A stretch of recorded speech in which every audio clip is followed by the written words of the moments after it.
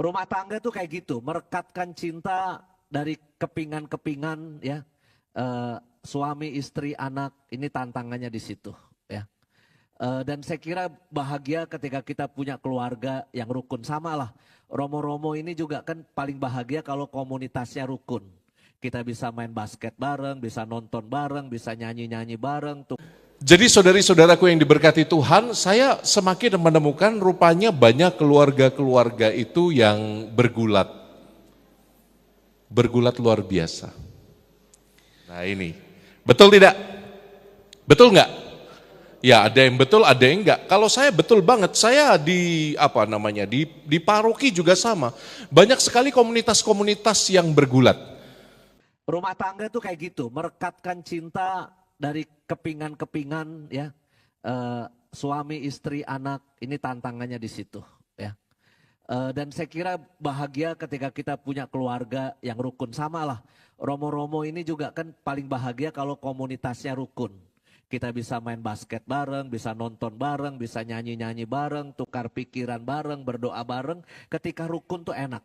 Sehingga efeknya pelayanan kita para Romo itu juga bagus. Kalau komunitas Romo di pastoran itu rukun, percayalah sama saya, pelayanan di paroki juga akan bagus. Pertanyaan saya untuk umat Don Bosco, apakah komunitas pastoran Anda sekarang ini rukun-rukun?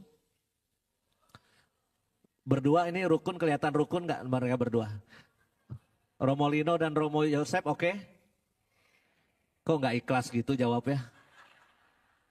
Jangan-jangan mereka gimmick aja berdua supaya kelihatan rukun di depan provinsial. Karena kalau nggak rukun provinsial langsung nyatet, wah pindah ini yang satu nih ya. Ketika bagus keluarga kita, maka kerja keluar pun tenang, damai ya. Tapi ketika ruwet di dalam rumah, anak-anak pergi sekolah juga nggak nyaman, suami kerja, istri beraktivitas, itu juga ada ketidaknyamanan ketika keluar. Klik, tolong. Berikutnya, apa ini bahannya? Masih ada? Lanjut. Tidur dia di belakang. Ya. Ini sudah soal pengampunan, lanjut saja. Nah sedikit ya soal anak ya, karena tadi kan ada perkenalan dari saya bahwa saya ini Romo yang suka memberi retret, memang rumah retret tempat saya. Dan saya suka punya program khusus buat anak-anak, kalau paket liburan, anak-anak diajak ke tempat saya.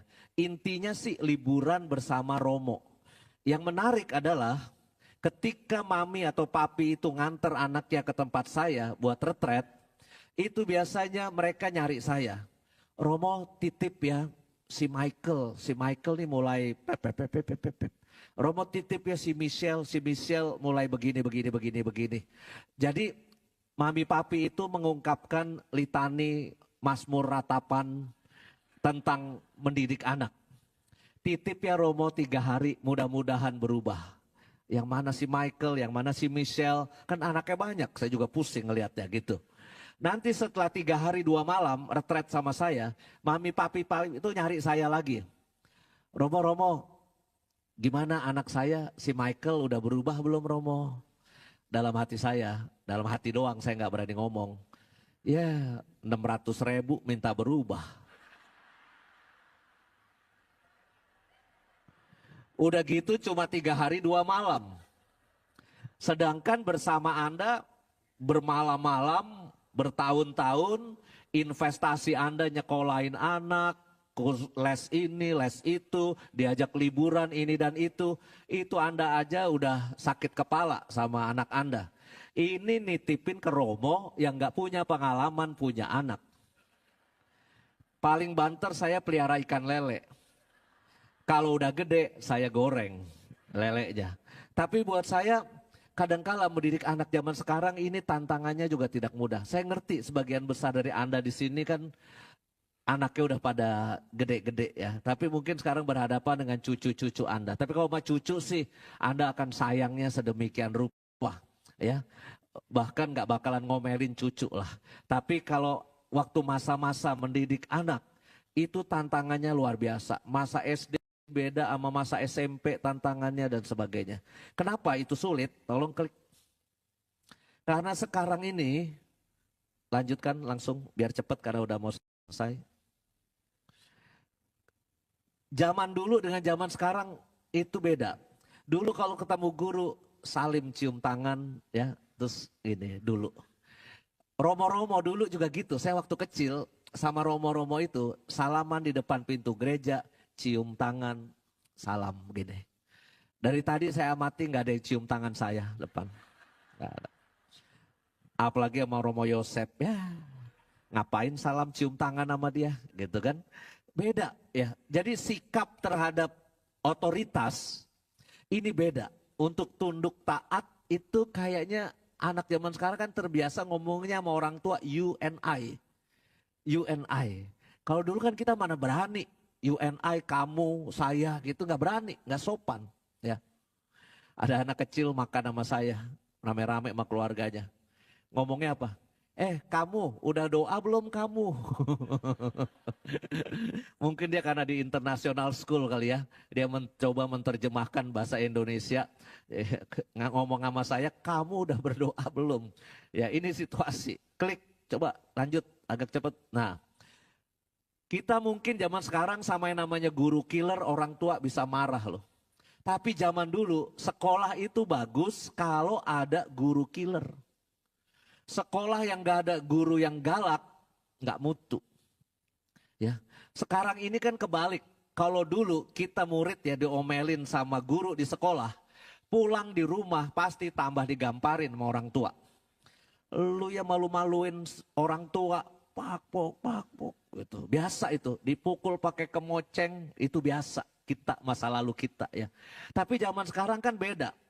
Orang tua itu kalau sampai anaknya ditegur keras sama guru di sekolah, datang bawa pengacara. Nah, gurunya udah mulai kacau tuh, wali kelas kalau udah dibawain orang tua pengacara itu menjadi kacau. Tapi buat saya, sekolah kalau ingin tetap eksis mendidik anak-anak, saya kira jangan dikasih kendor juga ya. Ya, harus ada unsur disiplin yang anak itu tahu mana yang benar dan mana yang salah. Klik. Lihat ini gambar perbedaannya tahun zaman dulu sama orang tua. Kalau ini kan kita diomelin. Kamu tuh ya udah sekolah ini mana nilainya jelek. Kalau di sini kan orang tuanya yang marah. Kenapa anak saya nilainya jelek? Jadi situasi sekarang itu sekolah banyak takut sama parent associate. Kalau parent associate itu udah maju ke sekolah, sekolah itu jadi takut. Maka ini bahayanya mengubah situasi yang ada. Klik terus. Saya nggak tahu nih, syukur bahwa kebijakan sekolah online gara-gara BBM sedang gonjang-ganjing ini dievaluasi dan ditahan. Kita udah ngalamin nih ketika sekolah online sebetulnya banyak keruwetan terjadi. Gurunya stres, muridnya juga stres, di rumah cuma ngeliatin layar komputer ya. Oke, lanjut. Kelelahan anak zaman saya mau loncat aja ini terus ya. Nah, 3 jenis orang tua. I don't care, itu tipe pertama. Terserah lu lah mau ngapain gitu. Whatever you want, ya didengerin tapi you mau minta apa, whatever you want kasih ya. Authoritarian lain lagi, because I said so. Pokoknya kalau orang tua sudah berkata A, otoriter, anak harus nurut.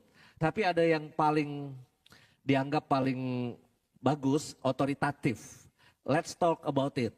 Jadi mari kita bicara tentang itu, mari kita putuskan bersama. Ini situasi semacam ini pasti di tiap keluarga cara mendidik anak beda. Kenapa bisa berubah? Sekarang klik tolong.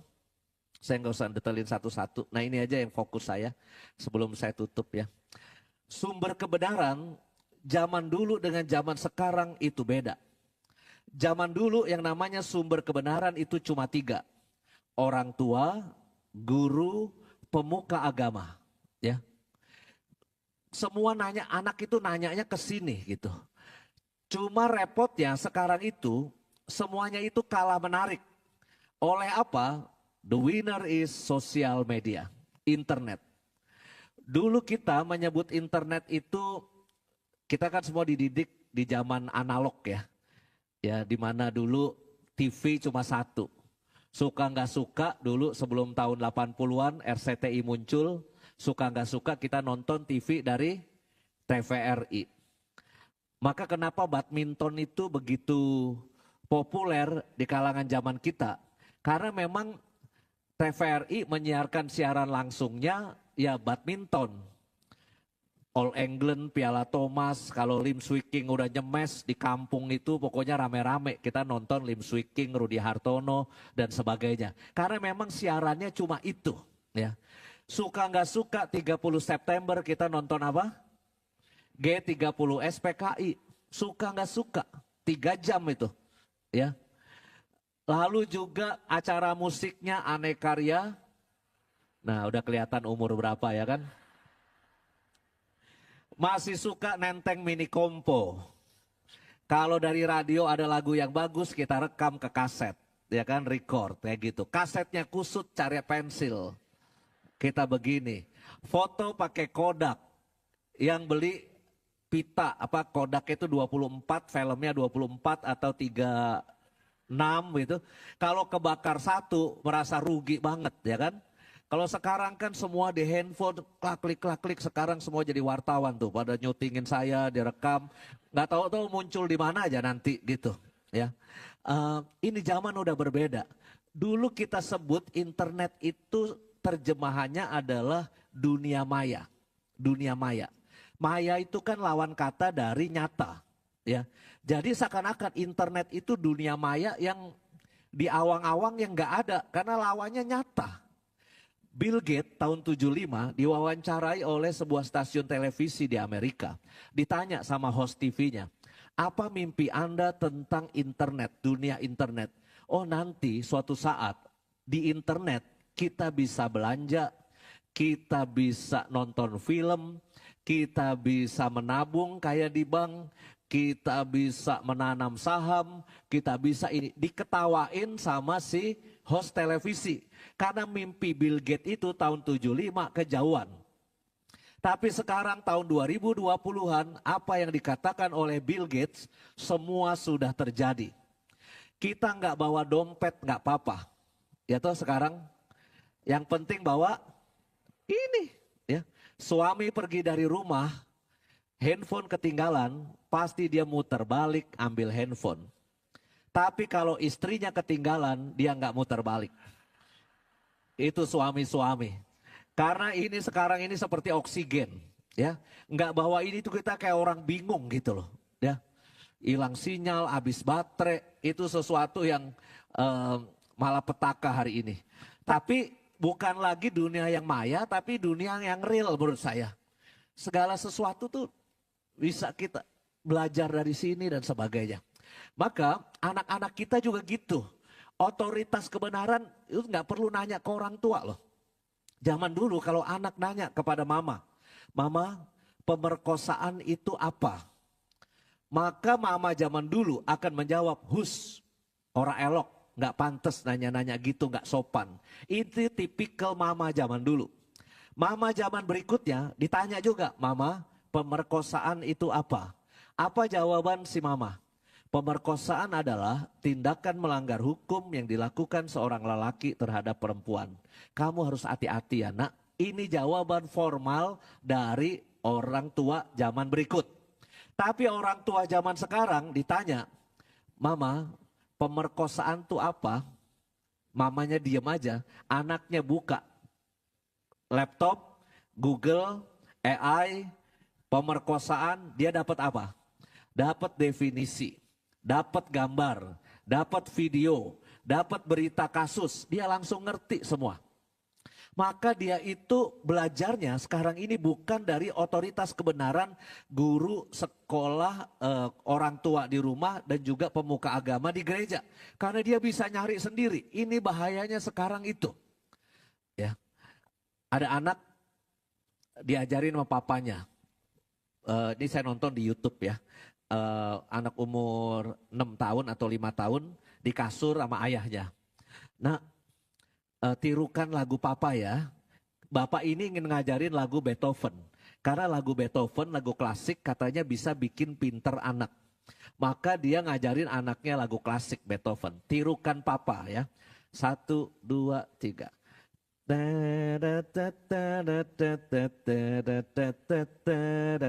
Nah, Beethoven keluar dari mulut papanya. Diajarin ke anak. Ya sekarang tirukan papa. 1, 2, 3. Yang keluar dari mulut anaknya apa? Bang SMS mari bang kemari cite ata na.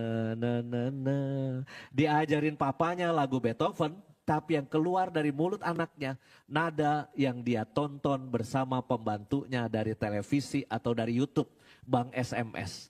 Jadi pengaruh orang tua dibandingkan pengaruh media itu sekarang kalau kita nggak hati-hati lebih kuat dia. Maka saudara-saudari, ini tantangan zaman sekarang.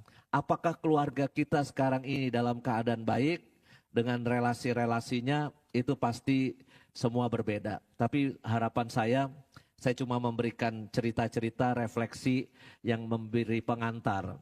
Setelah saya akan datang yang lebih besar daripada saya. Yohanes harus pergi, Yesus akan datang, ya. Bapak Ibu, Romo-Romo, Panitia, terima kasih sudah mengundang saya. Saya tidak kasih tanya jawab, nggak cukup waktunya. Sampai jumpa, terima kasih. Jadi saudari-saudaraku yang diberkati Tuhan, saya semakin menemukan rupanya banyak keluarga-keluarga itu yang bergulat. Bergulat luar biasa. Nah ini, betul tidak? Betul nggak?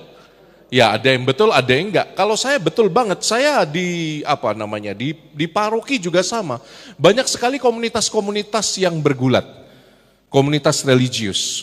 Saya waktu pandemi itu pulang dari Amerika ditugaskan di paroki di Palembang bersama Romo Hari, bersama Romo Marius. Kami enggak kemana-mana. Kami di pastoran terus, tidak boleh keluar. Jadinya apa? Ya mau nggak mau makannya yang biasa cuma setengah jam jadi 1 jam. Jadi 1,5 jam. Jadi 2 jam. Kenapa? No job. Ya kan? Mau kemana nggak boleh. Iya toh? Misa tidak boleh. Misa itu cuman kayak gini, Tuhan sertamu. Krik, krik, krik, krik, krik, krik, krik, krik. Berat sekali masa pandemi itu. Betul. Saya jadi kenal sekali dengan Romo paroki ini yang usianya 2 kali lipat saya. Dan saya heran, yang paling membuat saya bergulat, Romo sepuh ini tidak mengizinkan kami, 2 Romo yang masih muda, untuk pergi mengurapi orang sakit di bangsal COVID. HP itu berdering, Romo minta minyak suci Romo, sekarat Romo di bangsal COVID, Romo minta. Tidak boleh sama pastor kepalanya. Biar dongkol hatimu. Romo saya tuh gede besar Romo, minum susu tiap hari Romo. Masak sama barang ini saya. Jangan Romo Joni katanya, enggak boleh. Jadi gondok sekali, gondok-gondok sedih. Karena apa? Di satu sisi kita mendengarkan rintihan umat yang sekarat itu, minta minyak suci, Romonya tak boleh pergi. Akhirnya apa? Wes tak nekati welah. Sorry Romo, kali ini saya nggak bisa nurut sama Romo. Itu tugas kita Romo. Nek saya mati karena tugas itu ya enggak apa-apa. Lalu Romonya juga tidak mau kalah, debat juga. Iya, kalau kamu yang mati nggak apa-apa. Nek aku yang mati piye?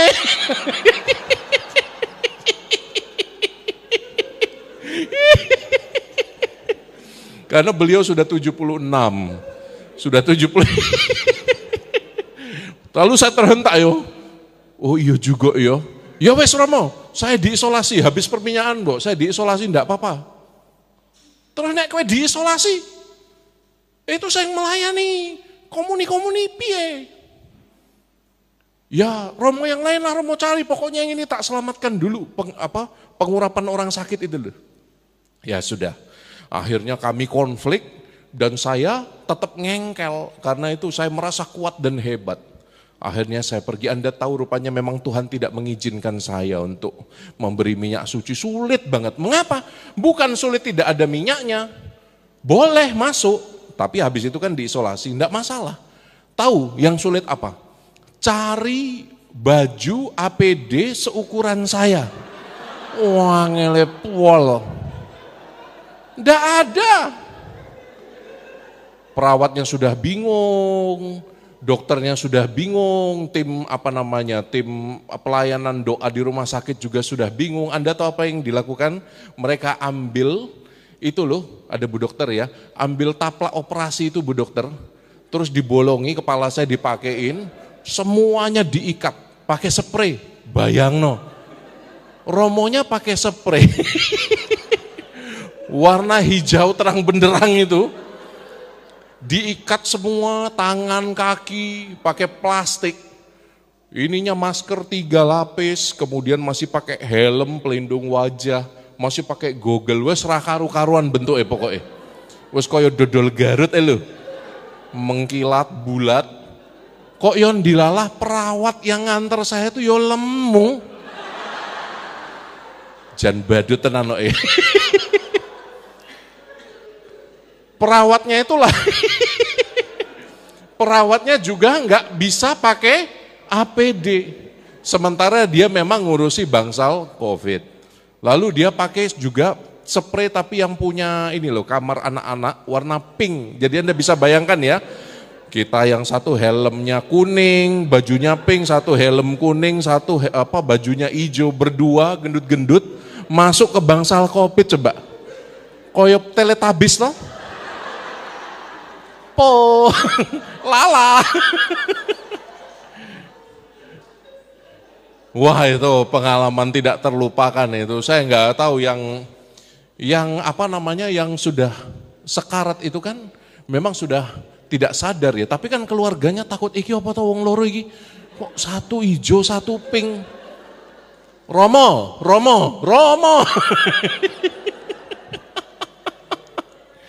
Nah di situ pengalaman konflik terjadi luar biasa pada saat pandemi pun keluarga-keluarga. Bukan hanya Anda loh, komunitas-komunitas para romo, para suster, para bruder bergulat luar biasa. Karena yang biasanya kita punya kesempatan tidak terlalu dekat, tidak terlalu akrab, sekarang dipaksa untuk dekat dan akrab. Tidak ada waktu pribadi, tidak ada me time, semua sampai kentut pasangan Anda pun Anda tahu baunya apa. Dan Anda bisa komparasi, kok baunya lain ya dengan saya padahal makanannya sama. Sedekat itu, sampai bosen dan jenuh waktu pandemi. Tapi rupa-rupanya luka itu masih ada. Luka itu banyak menggantung di hati orang-orang. Betul. Nah saudari-saudaraku yang terkasih, saya undang Anda untuk berpikir, apakah yang Romo katakan ini benar? Apakah Anda mengalami ini? Tegangan yang sering Romo jumpai dalam keluarga itu ada 3 biasanya. 1 masalah finansial, betul? Ya, urusan anak sekolah, bayar listrik, apalagi kalau Anda tinggal di sekitar sini, aduh mahal sekali tinggal di sini ya. Tadi saya dengar bayar air itu 600.000, gila, lape ceng bayar air, ya toh? Semoga kolekta Anda lebih besar daripada biaya Anda bayar air ya. Kalau tidak celakalah engkau hai Korazim. Ora. Kolekta itu seikhlasnya. Biaya air setagihannya. Jadi bahkan yang finansial ini ternyata tidak bisa dipandang enteng. Orang seringkali bergumul dengan masalah yang pertama ini. Kecemasan akan masa depan. Apalagi pasangan-pasangan muda. Mungkin Anda yang kita cek dulu yang sudah 40 ke atas angkat tangan. Ya, 40 ke atas angkat tangan. Nah ini orang-orang yang mampu menavigasi hidup dengan baik. Karena sudah belajar asam dan garam kehidupan. Di atas 50 angkat tangan. Di atas 50 angkat tangan. Ini orang-orang yang matang, yang dekat dengan Tuhan biasanya. Sudah mulai berpikir gitu ya, investasi ke surga itu apa gitu ya. 60 ke atas ada? 60 ke atas? 160? Kata kitab pengkhotbah manusia itu hanya 70 atau 80 jika kuat. Sisa Anda hitung sendiri. Jadi yang Anda yang sudah 40, 50, 60, Anda itu punya kemampuan untuk menavigasi hidup dengan baik. Yang di bawah 40 angkat tangan. Di bawah 40 itu 30 ke atas ada? 30 ke atas? 1, 2. Ada yang 30 ke atas angkat tangan? 30 ke atas? Yuk berdiri. Hai kita orang-orang aktif 30 ke atas angkat tangan 30-an usianya. 30-an berdiri. Yes. Hai. Saling hai dong. Hai. Ya. Ini orang-orang yang tidurnya seringkali kurang nyenyak. Ini. Karena masih membangun, masih berusaha. Yang early 20s ada? 20-an, kepala 2? Ada? 21, 22, 23, kepala 2, angkat tangan sayang. 2, 3, Pak Harjo, ingat usia Pak Harjo. Rambut sudah putih semua. Tunjuk tangan saya 20 Romo. Pinggang ke bawah. Jadi ini usia-usia early 20s, ini usia-usia pembelajaran hidup. Ya kan? Apa yang mau katakan? Kadang-kadang kita dalam membangun hidup finansial untuk keluarga, kita mengusahakan dengan begitu keras, tapi ada kalanya kita menjadi dikuasai oleh itu. Dan banyak keluarga tidak bahagia karena dikuasai oleh kecemasan akan finansial yang stabil dan baik. Betul? Jadi Anda pasti pernah mengalami lah, saya nggak tahu. Karena papa mama saya seringkali bergumul dengan masalah-masalah finansial. Saya nggak punya resepnya, Anda yang tahu. Yang jelas, Romo mau katakan ini yang pertama, pesan Romo malam ini. Jangan sampai kecemasan finansialmu memakan bara kasih yang ada di dalam keluarga. Betul. Orang-orang yang menjadi paranoid dengan kebutuhan-kebutuhan finansial, itu biasanya tanpa sadar akan menyakiti pasangannya. Mengapa? Karena dia merasa pasangannya kurang kontributif. Dia merasa bahwa hanya dia yang bekerja dan berjuang untuk keluarga ini. Gitu. Dia merasa bahwa pasangannya hanya menghabis-habiskan. Seringkali ini tipikal terjadi dalam keluarga-keluarga Kristiani, betul? Anda kalau ibu rumah tangga, bukan seorang pekerja atau bukan seorang yang secara finansial kontributif pada keluarga, seringkali merasakan perasaan yang sama. Ibu rumah tangga ada di sini full mom ada? Ibu rumah tangga yang full? Ada? Angkat tangan ibu rumah tangga. Anda sering merasa begitu? Oh karena saya mungkin tidak bisa menghasilkan dan produktif secara finansial, maka kadang-kadang saya merasa menjadi beban. Deep down, di bawah sadar itu.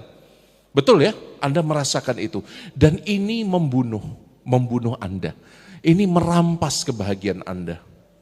Betul? Belum tentu Romo, belum tentu betul, karena kalau penghasilan suamiku besar, ya enak juga Romo. Senin spa, Selasa ke salon, Rabu ngurus anjing, ke salon anjing, anjingnya ada salon. Tapi apa yang mau saya katakan, deep down kalau Anda tidak hidup produktif, semacam ada perasaan di dalam sana, bahwa Anda hanya menjadi beban, dan itu tidak benar. Ini mau saya katakan kepada para laki-laki yang merasa jagoan itu, pasanganmu bekerja maupun tidak bekerja tetaplah produktif. Tetaplah bagian yang tidak terpisahkan. Karena apa? Begitu berkeluarga tidak ada lagi beban suami dan beban istri. Semuanya dilakukan bersama-sama. Amin? Amin. Yang setuju bilang amin.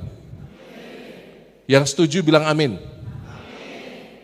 Kok banyak suara ibu-ibu ya daripada bapak-bapak ya? Baik.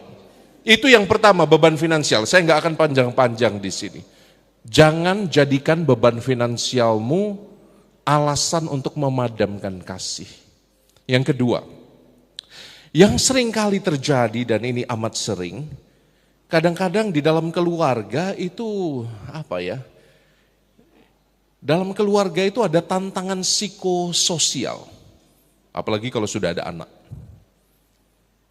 Tantangan psikososial. Jadi selain beban finansial ada tantangan atau beban psikologis dan beban sosial. Begitu Anda berkeluarga, belum punya anak, tantangan sosialnya apa? Kok nggak dapat anak? Ya. Begitu sudah dapat anak, kok anaknya cewek semua? Sudah dapat anak cewek? Loh, kok yang cowok kayak cewek? Orang lain itu tidak akan bahagia melihat Anda bahagia umumnya loh. Karena apa? Semacam ada pressure terus dari orang lain. Betul? Betul?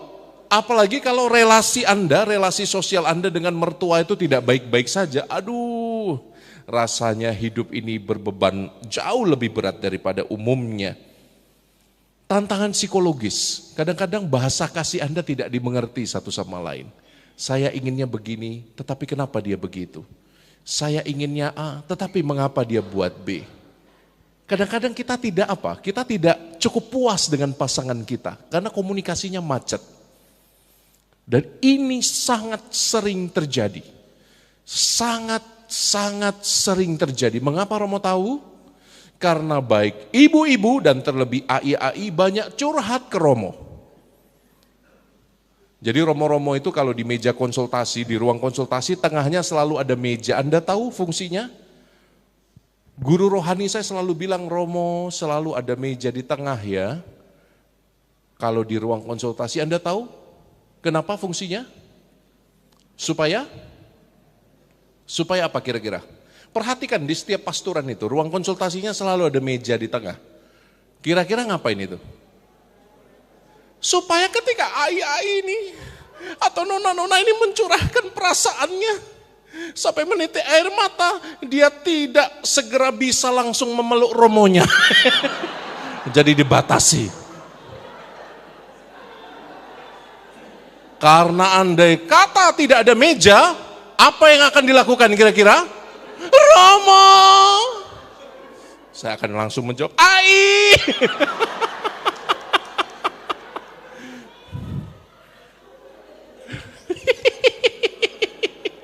Wah, betapa banyak itu. Romo-romo jatuh awalnya dari konseling, betul ya? Mulainya konseling, lalu terjadi konsleting, ya toh? Dari konsleting turun ke resleting. Bar kui blending. Bar blending pening. Jadi kadang-kadang Romo mendengar selalu ini hanya masalah komunikasi, ini hanya masalah komunikasi. Kadang-kadang saya nggak pikir ya, nggak habis pikir. Kenapa kok pasangan-pasangan itu susah sekali berkomunikasi? Ternyata jawaban dari kebingungan saya, ternyata adalah karena saya sendiri tidak menikah dan tidak merasakan betapa misteriusnya wanita-wanita itu, betul? Kadang-kadang wanita-wanita itu apa ya? Inginnya dimengerti terus gitu ya, sehingga kadang-kadang dia merasa bahwa tiap laki-laki itu harus menjadi seperti dukun, harus bisa membaca pikirannya. Sudah 5 tahun aku hidup bersamamu, suamiku, tapi engkau tidak juga mengerti apa yang ada dalam isi hatiku.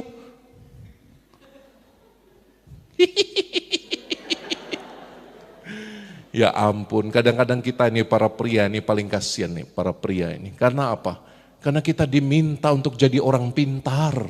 Betul, kita diminta untuk jadi dukun, bisa baca pikiran pasangan itu tanpa gestur apa-apa itu ya. Anda sudah pernah dengar cerita saya, atau juga di sini. Sering terjadi, sering saya ceritakan kok itu. Anda sudah pernah dengar cerita tentang itu? Apa itu namanya? Seorang istri dekat-dekat wedding anniversary. Udah tahu? Istrinya mimpi dapat cincin berlian. Lalu dia cuma kasih kode, oh papi, semalam mami mimpi wedding anniversary ada cincin berlian. Apa ya papi kira-kira artinya apa kira-kira mimpi mami? Papi, Apa artinya? Waduh, si suami merasa terintimidasi, wah kode keras ya toh. Lalu si suami pulang dari kerja itu membawa bungkusan, maminya udah dandan, udah semprot nggak karuan, mana-mana disemprot pokoknya untuk menyambut papi. Bungkusan apa itu? Iya, Anda tahu suaminya beli apa? Mami, mari kita cari tahu arti mimpi mami. Papi belikan buku tafsir 1001 mimpi.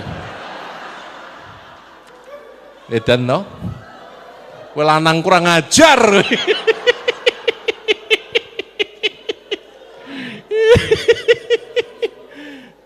Jadi menurut saya selain tantangan sosial pasti ada tantangan psikologis juga di antara kita. Coba Anda lihat, tidak ada pasangan yang sempurna. Ini poin kedua yang Romo mau bilang malam ini. Tidak ada pasangan yang sempurna. Mengapa? Karena engkau tidak sempurna. Jangan mimpi dapat pasangan sempurna. Mengapa? Engkau sendiri tidak sempurna. Engkau dari debu dan tanah diciptakan, cuma dikasih napas. Untung Gusti Allah enggak COVID. Nek COVID kuwi isine COVID tok kuwi. Anda itu hanya debu dan tanah. Maka kita itu punya banyak kelemahan. Jenenge lemah, soko lemah. Dari debu, dari tanah. Maka kalau Anda mengidamkan suami yang sempurna, istri yang sempurna, pasangan yang sempurna, anak yang sempurna, apalagi mertua yang sempurna, tidak mungkin. Ngaca dulu. Tidak mungkin, pasanganmu tidak sempurna, isi rumahmu tidak ada yang sempurna, tidak ada itu keluarga yang sempurna. Ya, ingat baik-baik itu, tidak ada yang sempurna. Ada yang bawa pasangan malam ini? Ada? Tunjuk hidungnya, engkau tidak sempurna, tunjuk. Tunjuk hidungnya, kamu tidak sempurna. Kalau bapak-bapak nggak berani, kamu tidak sempurna. Kalau ibu-ibu, kau tidak. Sekarang saling menunjuk, yuk, 1, 2, 3, tunjuk. Engkau tidak sempurna. Engkau tidak sempurna. Lalu katakan, karena aku juga tidak sempurna. Tidak ada yang sempurna. Pasti kita itu punya cacat, punya kelemahan. Itu loh yang kadang-kadang kita lupa, saudari-saudara. Terutama dengan anak. Gini, Romo mau cerita. Saya dosen, saya ngajar di kampus. Di kampus itu, kalau kamu mau ngerjain tugas ya tak kayak inilah. Orang ngerja kayak tugas, tak nol ke rapopo ya tuh. Namanya udah dewasa kok. Udah punya jalan pikiran sendiri. Saya tuh nggak pernah berpikir bahwa saya akan jadi kepala sekolah. Ternyata amit-amit jabang bayi yang namanya... Yang namanya saya itu baru tahu, mengalami sendiri. Yang namanya permasalahan anak-anak itu ribetnya, Masya Allah. Ribet betul. Kalau di pendidikan tinggi, perguruan tinggi, dia tidak kerjakan tugas, ya wes toh. Nggak dapat IP-mu jelek gitu toh. Jelas oh, udah selesai perkara. Kalau di pendidikan dasar dan menengah, nilainya jelek. Nak, kenapa nilaimu jelek? Enggak apa-apa Romo. Loh, kok enggak apa-apa? Kenapa nangis? Enggak apa-apa Romo. Bapak dan ibuku, kenapa bapak dan ibumu? Jadi harus dituruti terus. Kenapa bapak dan ibu? Bapak dan ibu sedang tidak baik-baik saja Romo. Kenapa tidak baik-baik saja? Jadi kita harus tanya sampai ke dalam itu loh. Itu yang kadang-kadang membuat Romo itu yo gimana yo kasihan di satu sisi, tapi juga lama-lama kecapean. Kenapa? Anaknya hampir 500. Dan sebagian besar bermasalah semua. Sampai pernah satu hari Romo konseling itu ada 12 anak. Wes tobat gue, aku gak kuat lagi Tuhan. Tuhan karepmu lah piye iki. Gak ketemu jalannya. Saya tuh pernah sampai komplain di depan salib Tuhan waktu adorasi. Tuhan, aduh ini Tuhan. Angge-angge orang-orang. Orang melu gawe, melu ngomong.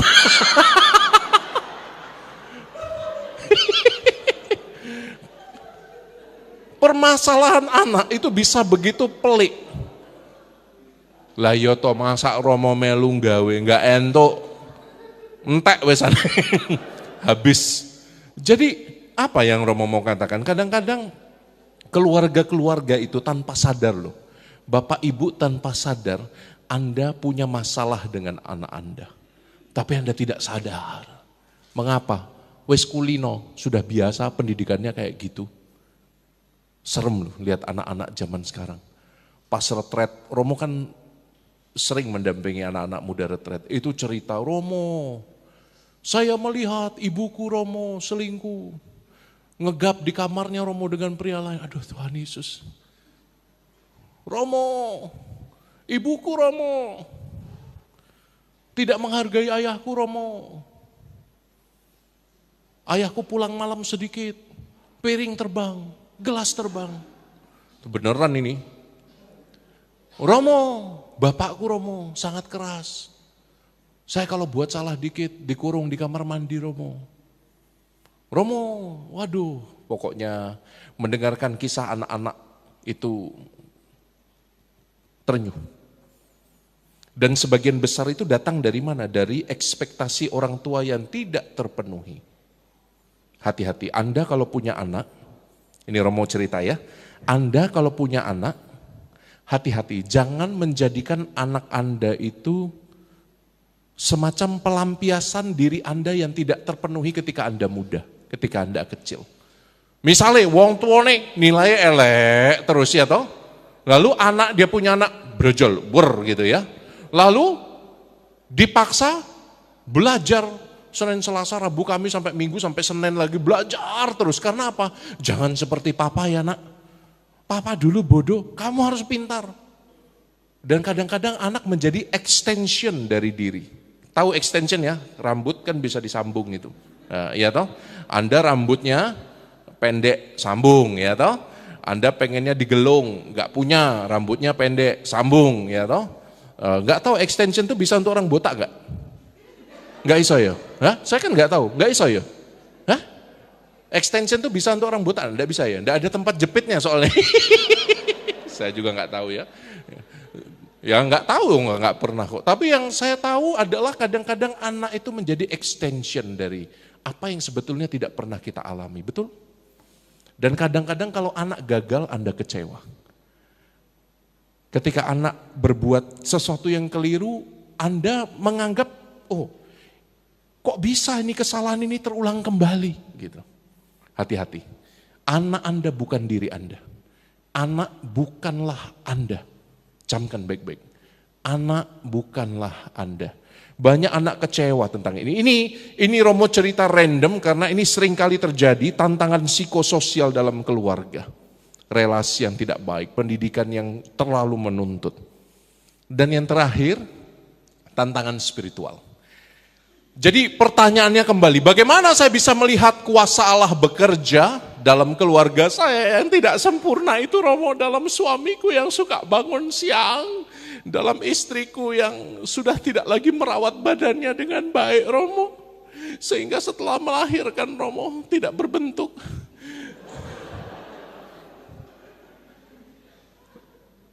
Para istri tahu ya, banyak suami mengeluh kepada saya, bahwa Anda suka pakai daster setelah menikah. Itu tidak sehat bagi relasi suami istri. Mengapa? Karena tidak sedap dipandang, lurus saja itu, depan belakang lurus, samping juga lurus, macam pakai spray kalau pakai daster itu. Betul kan? Sehingga Anda yang sudah terbiasa dengan baju-baju seperti ini kan kayak daster ini ya kan?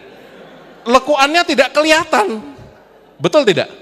Kalau Anda tidak terbiasa, Anda tidak akan termotivasi untuk menjaga badan Anda. Padahal Anda seorang ibu, seorang wanita dibutuhkan sehat, dibutuhkan kuat, dibutuhkan untuk tetap mendidik anak, menjaga suami. Tapi bagaimana itu Anda mungkin lakukan kalau Anda tidak bisa menjaga tubuh Anda sendiri? Ya, waduh, saya tahu isi hati para suami malam ini. Terima kasih Romo sudah mengatakan matur nuwun Romo, makasih. Bapak-bapak yang setuju dengan saya bilang amin.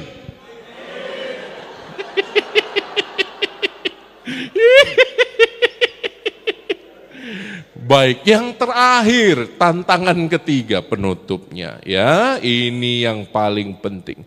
Tantangan spiritual. Rasul Paulus bilang apa? Musuh-musuhmu itu bukan yang di dunia. Musuh-musuhmu adalah penguasa udara. Siapa itu penguasa udara? Yang tidak kelihatan. Siapa? Yang ketawanya kayak Romo Joni. Nah, itu. Musuhmu itu, hai pasangan-pasangan Kristiani, adalah roh-roh kenajisan. Itu musuh. Betapa banyak sekarang pasangan-pasangan tidak menemukan lagi kenikmatan dalam hubungan seksual. Karena apa? Karena sudah pernah jajan dengan yang lain. Dia tidak menjaga kekudusan hubungan suami istrinya. Dia menjadi cemar dan itu jahat di mata Tuhan. Anda tahu kisah Raja Daud dihukum karena apa? Raja Daud yang gagah perkasa dan selalu menang itu dihukum Tuhan karena apa? Mosok lali, kitab suci loh. Hah? Kenapa? Hah? Hah? Betseba diapain? Hah? Udah dewasa semua, ada anak-anak gak ini? Oh, no yo. Kurang. Ya anggap saja udah dewasa. Betseba itu istri Uria, panglima dari Raja Daud. Satu kali Raja Daud sedang jalan-jalan di atas istana, melihat apa? Melihat penampakan. Betseba lagi mandi. Makanya suami-suami, jangan sering jalan-jalan sendiri. Kitab suci sudah katakan itu. Si setan itu bisa datang dalam keadaan apapun, Anda tidak cari-cari, godaannya datang sendiri. Kayak Romo sering bilang begitu. Tuhan, kenapalah saya sering dipertemukan dengan banyak wanita cantik Tuhan. Saya ini sudah bertapa, selibat. Tapi Tuhan kok membiarkan saya bertemu dengan banyak wanita cantik datang pada saya, konseling. Lama-lama kan ya lumer juga Tuhan. Betul, Romo John itu tidak gampang jatuh cinta. Tapi sekali jatuh cinta lama sembuhnya itu loh. Meditasi, puasa, buka mata, masih. Jadi kadang-kadang sulit untuk move on itu loh. Iya toh? Kok ibu ini nggak datang-datang ya? Loh, saya kan mengakui, ya toh? Saya doa pada Tuhan, Tuhan kenapalah Tuhan saya ini sudah menjauh, Tuhan dekatkan. Mbok yang itu loh, yang belum punya pasangan, yang belum kaul selibat itu loh. Kok nggak dikasih ke mereka aja Tuhan? Lalu Tuhan menjawab, nggak apa-apa Romo, engkau tidak mencari, tidak berdosa. Enggak. Tuhan enggak ngomong gitu. Rupa-rupanya pria itu kalau sering jalan sendiri hati-hati. Ya, ini godaan. Istri Uria yang namanya Betseba itu sedang mandi lalu diintip oleh Daud. Lalu apa yang terjadi? Daud mencemari kekudusan perkawinannya dengan mengambil Betseba sebagai istrinya. Ini mengerikan. Ini skandal. Maka hati-hati. Musuh-musuh Anda itu bukan yang kelihatan. Musuh-musuh Anda itu dengan yang tidak kelihatan. Ya, dan itu ada. Jangan bilang iblis tidak ada. Kalau Anda tidak percaya pada iblis itu ada, maka Anda tidak percaya seluruh kitab suci. Anda tidak percaya bahwa Allah itu ada. Kalau Anda percaya Allah itu ada dan Yesus mengalahkan kuasa iblis yang adalah maut, maka Anda harus percaya bahwa iblis itu ada. Dan betul ada. Satu kali dalam pelayanan saya ke pedalaman, Romo jumpa dengan seorang muda. Saya pertama kali masuk ke daerah itu di tengah-tengah perkebunan sawit. Jadi baru pertama kali seumur hidup ke sana. You tahu apa yang terjadi? Romo baru datang, jadi saya cuma dikasih ancar-ancar sama pastor paroki, nanti habis belokan ini pergi ke ujung lalu jumpa dengan satu umat orang Batak. Kamu bisa istirahat di sana sambil menunggu misa berikutnya. Kalau di tempat saya, pedalaman, misa hari Minggu itu sudah mulai hari Jumat.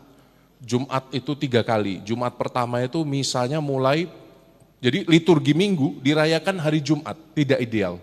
Tapi daripada umatnya tidak misa, 24 stasi cuma 2 romo. Jadi Jumat begitu tetangga kita sholat Jumat di sini, kemuliaan kepada Allah di surga, gitu sana azan. Jadi Jumat 3 kali misa, Sabtu 3 kali misa, Minggu 3 kali misa. Nah dalam perjalanan turne itu, karena harus naik motor, jalan berlumpur di pedalaman, saya diminta beristirahat di satu rumah ini. Yang belum pernah saya kunjungi karena itu baru sekali saya pergi ke sana. Tiba-tiba dalam perjalanan tidak jauh dari rumah yang mau saya tuju, seorang itu pakai cuman maaf pakai celana dalam itu. Lalu mendekati saya yang sedang naik motor pelan-pelan. Sebenarnya orang gila ya, kumel. Lalu dia tersenyum sinis gitu ya. Mau kemana pastor? Mau mengusir saya katanya. Apa ini? Jadi, wah ini, ya saya cuma pakai kaos sama pakai celana pendek, sendal swallow. Mana kenal dia, saya pastor. Mau kemana pastor? Mau mengusir saya. Waduh, iki, enggak, mengalir. Ternyata dia ngikuti dari belakang. Rupanya dia dibuat gila oleh seorang dukun karena masalah tanah. Sehingga dia dikuasai oleh roh jahat. Jadi jangan bilang roh jahat itu tidak ada. Wah, berkali-kali Romo menghadapi yang aneh-aneh yang tidak pernah saya harapkan sebelumnya. Ya, jadi jangan Anda bilang roh jahat itu tidak ada. Betul, roh jahat itu ada. Tugasnya cuma satu, dia ingin Anda celaka. Dan yang paling banyak diserang zaman ini apa? Keluarga-keluarga. Digodain banyak keluarga-keluarga itu. Dibisikin banyak, itu tetangga sebelah janda, dekatilah. Mengapa kamu setia pada suamimu? Dia belum tentu setia. Godaan, suara-suara kecil dalam batin kita itu. Belum tentu itu datangnya dari batin. Kadang-kadang dorongan jahat muncul dari kuasa si jahat. Maka Anda harus pandang serius kuasa-kuasa ini dengan apa? Menjaga kekudusan. Hai para bapak, aku berkata kepadamu malam ini, yang sudah jadi suami dan ayah angkat tangan. Anda ingin kawin lagi apa gimana? Pada enggak angkat tangan. Bapak-bapak angkat tanganmu tinggi yang sudah menikah, bapak-bapak. Angkat tanganmu tinggi ya. Belum menikah ya itu ya. Oh, tak catat loh Pak, bojomu aku kenal ya. Oke, cukup. Anda adalah imam dalam keluarga. Jaga. Anda yang ditugaskan untuk maju berperang. Jaga kekudusan. Maka Anda yang ditugaskan dan diurapi menjadi imam dan pelindung dalam keluarga, Anda punya kuasa untuk melindungi. Ada banyak cerita di mana satu rumah itu kadang-kadang belum sempat diberkati romo, Anda pindah tidak tahu, di situ pernah terjadi apa, Anda tidak mengerti. Yang jelas ada gangguan-gangguan yang tidak bisa dijelaskan oleh akal sehat, ya. Pernah lihat ya? Oh, kalau saya pernah itu lihat ada diceritain, romo kalau sudah jam 3 malam itu kamar diketok-ketok, buka pintu nggak ada orang. Atau pernah lihat kursi jalan sendiri romo, kursinya goyang dewek. Lalu pernah dengar suara-suara di rumah itu, kayak orang naik tangga, dibuka nggak ada orangnya. Nah, kadang-kadang yang tidak masuk akal ini, Anda tidak perlu takut. Bapak-bapak Anda dilengkapi khusus dengan sakramen perkawinan untuk menjadi imam, raja dan nabi dalam keluarga Anda. Jadi Anda maju itu dengan kuasa sakramental. Ingat, kuasa sakramental. Luar biasa ini. Allah menetapkan Anda untuk jadi imam dan pelindung. Jadi kalau ada bunyi-bunyian yang tidak jelas sumbernya, jangan berlindung di balik istri Anda. Mama, takut. Istri-istri kalau ketemu suami macam itu, ambil centong nasi. Anda itu imamnya, Anda punya kuasa sakramental untuk maju dan mengatakan dalam nama Yesus Kristus, Tuhan Raja semesta alam kau pergi atau kau musnah, kau hancur. Anda bisa buktikan sendiri omongan saya. Semoga tidak pernah terjadi. Tapi kalau terjadi, Romo sudah ngomong ya, Anda punya kuasa. Malam ini ibu-ibu boleh tes. Dulu ada satu, saya sampai jam berapa ya? Sudah selesai ya? Hah? Sudah ya? Hah? Saya tuh nggak bawa jam hari ini, saya nggak bawa chargernya. Sabar ya, kuota masih banyak. Jadi saya pernah ngetes, ada satu frater yang penakut sekali. Saya pikir-pikir gimana nih mau jadi Romo penakut ini. Takut setan, jadi kalau tidur lampu selalu hidup. Kan kita pikirnya, wah PLN ini naik ini. Jadi kita pengen latih dia supaya dia itu dia itu pemberani gitu loh. Wah mau jadi Romo takut setan, setannya musuh malah takut mau jadi Romo. Ya memang kemudian dia tidak jadi Romo sih. Tapi pernah saya tes, saya colok toa kayak gini, tapi yang wireless saya taruh di bawah tempat tidurnya, saya hidupkan. Lalu malam-malam jam 2 itu saya buka wirelessnya, saya panggil namanya. Dari ini aku teriak, tolong, tolong.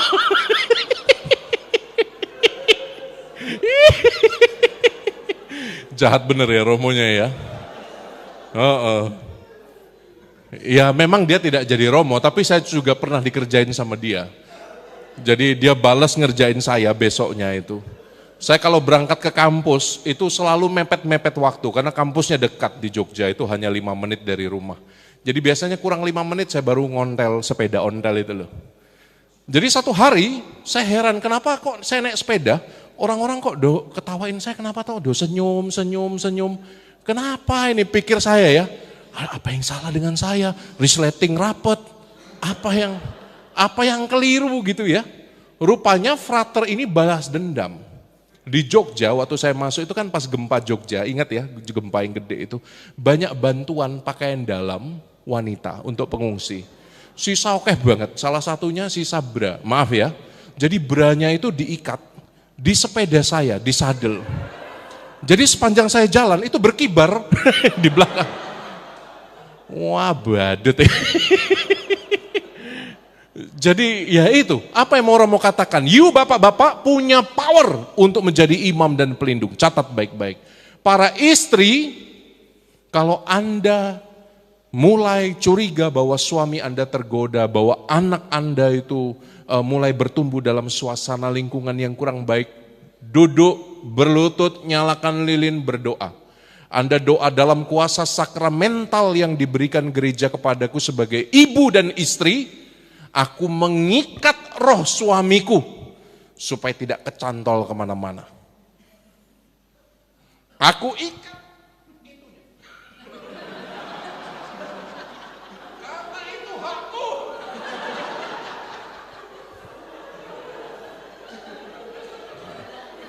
Eling no gue. Loh itu kuasa istri. Duduk dalam doa, nyalakan lilin di depan salib, sebut nama suami Anda. Aku ikat suamiku. Sebut namanya. Siapa namamu? Siapa namanya? Ya? Irfan. Aku ikat Irfan. Dan adiknya Irfan. Loh ini enggak saru, ini tenanan. Anda punya kuasa ibu-ibu. Juga kalau anak Anda kurang lebih lagi mulai biasa, kalau teenagers itu tergantung lingkungannya. Kalau lingkungannya baik maka baik. Kalau tidak baik mulai eksplorasi diri, mulai macam-macam. Ikat rohnya, itu anak Anda. Anda punya kuasa atas anak Anda. Tapi ini seringkali tidak disadari oleh suami dan istri bahwa you punya power. You punya kuasa spiritual. Oke? Maka pesan Romo yang terakhir, karena sudah malam. Dengar baik-baik. Kok saya kayaknya marahin siswa? Dengar baik-baik. Dengar baik-baik. Bagaimana Romo caranya supaya saya melihat kekuatan Allah? Tidak lain, tidak bukan. Anda harus melihat bukan dengan mata kita yang dua ini. Anda kadang harus memejamkan mata supaya bisa melihat yang lebih besar daripada Anda. Kadang-kadang Anda harus mendengar, tetapi bukan dengan dua telinga fisik ini. Kadang-kadang Anda harus mendengar dalam keheningan. Anda harus mendengar firman Tuhan dalam keheningan. Supaya Anda bisa melihat ternyata keluargaku luar biasa. Walaupun banyak kelemahan, banyak cacat, tidak sempurna, tapi cinta menyatukan kami. Cinta dalam ketidaksempurnaan. Kadang kalau kita bergumul dengan rasa tidak puas, duka cita, kita bergumul dengan rasa susah dalam hidup ini. Khawatir terus-menerus. Ingat, Anda kadang-kadang sekali lagi harus bisa pejamkan mata, buka telinga, melihat dengan mata batin, mendengar dengan telinga spiritual, merasakan dengan hati bahwa Allah hadir dalam ketidaksempurnaan. Tidak ada manusia yang sempurna, semua punya kelemahan, tapi Anda juga dibekali dengan kekuatan. Anda bukannya tidak dibekali dengan apa-apa, Tuhan memberi Anda kuasa luar biasa. Gunakan itu. Berlutut dalam doa, nyalakan lilin. Ikat keluargamu dalam kasih spiritual. Bukan hanya dalam kasih yang fisik, bukan hanya dalam kasih yang psikologis, tapi kasih yang spiritual. Hanya dengan demikian Anda bisa melihat bahwa Allah meraja bahkan dalam kelemahan Anda. Kemuliaan pada Bapa dan Putra dan Roh Kudus. Seperti pada permulaan sekarang. Amin. Terima kasih.